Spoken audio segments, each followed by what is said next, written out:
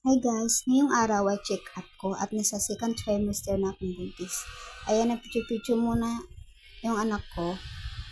At ayun, lumabas na nga po kami ng bahay para po mag-abang po ng tricycle sa labas. Medyo mahirap po kasi sakayan po. Ayan, naglakad-lakad po siya dyan.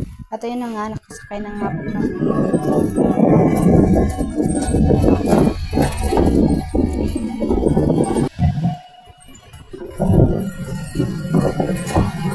Ayan, turo ko na guys.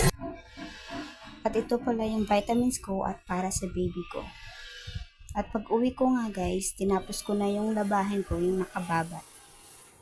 Ayan, di naman po marami. Ayan po.